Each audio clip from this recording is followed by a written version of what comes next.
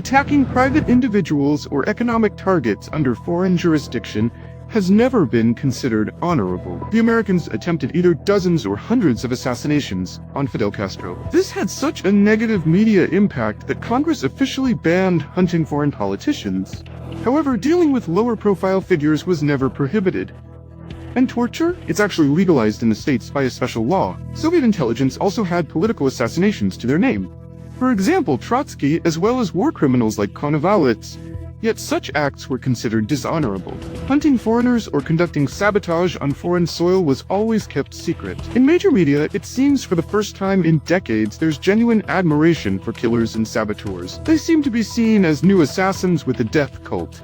Just like in video games, and Ukrainian leadership diligently instills these illusions in viewers.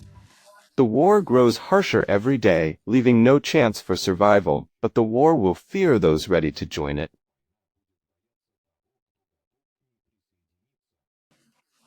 Meanwhile, Zelensky is one of the main figures in a new investigation by Der Spiegel. The publication describes the destruction of German strategic infrastructure as if presenting chapters from a lively adventure novel. Journalists claim that the Nord Streams were destroyed by Ukrainian combat divers. This was allegedly done with the knowledge of the Ukrainian Armed Forces commander, Zelensky. And Zelensky wasn't left in the dark either. Additionally, in 2019, Zelensky demanded the sabotage of the Turkish stream as well.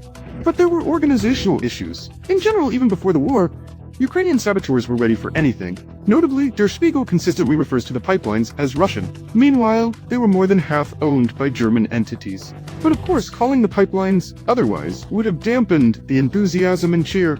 After all, Ukrainian saboteurs, with Kiev's knowledge, breached not only the pipelines but also the German economy, which might soon join the pipes resting at the bottom. The Spiegel article contains no condemnation, only pure, unadulterated admiration. This is a result of Ukrainian intelligence being given carte blanche for any overseas terrorist acts, like the truck explosion on the Crimean bridge. It can't be neutrally called sabotage. A civilian target was attacked and several bystanders were killed.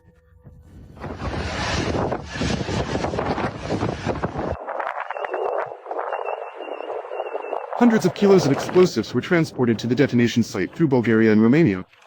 It's naive to think this was done without the knowledge of senior partners. According to available information, terrorist acts committed on Russian territory, including the murder of Daria Dugina, Vladlen Tatarsky, also known as Maxim Fomin.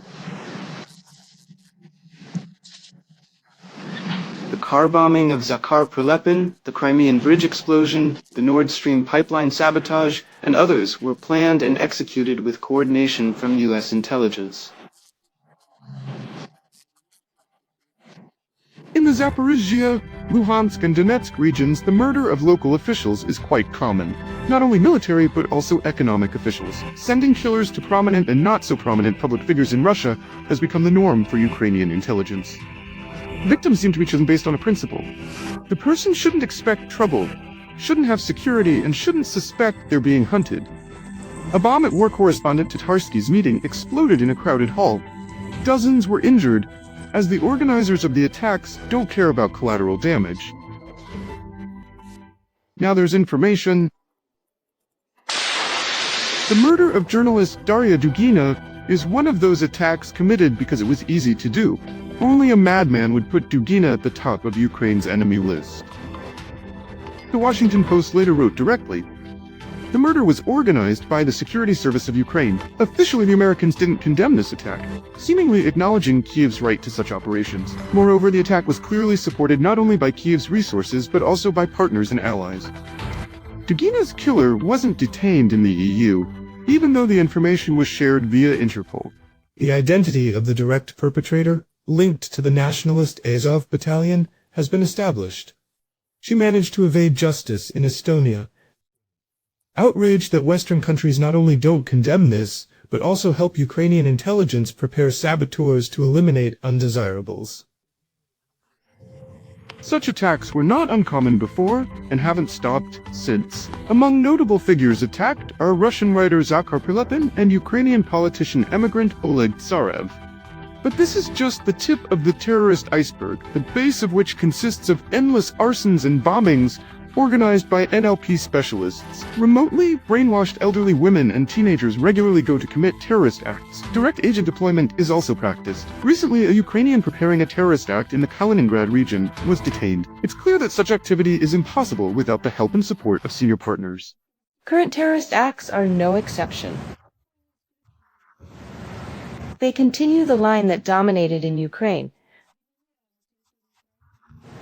For decades, it was abundantly supplied from the West and abroad, with money, weapons, and the opportunity to train militants in NATO countries, Poland, and the Baltics.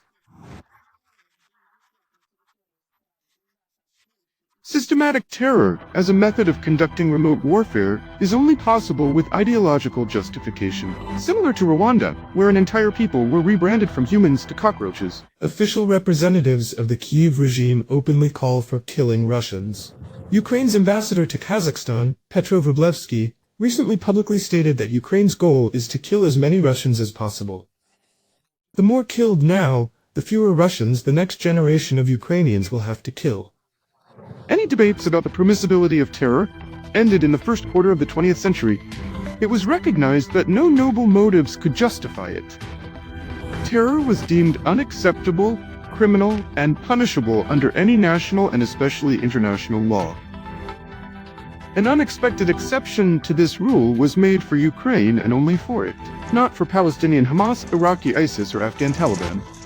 Geopolitics recognizes neither rules nor laws, only interests and ways to achieve them. According to the organizers of the big game, Ukraine is granted indulgence, but not Al-Qaeda, and nothing can be changed here. Oleg Romanov on the main broadcast.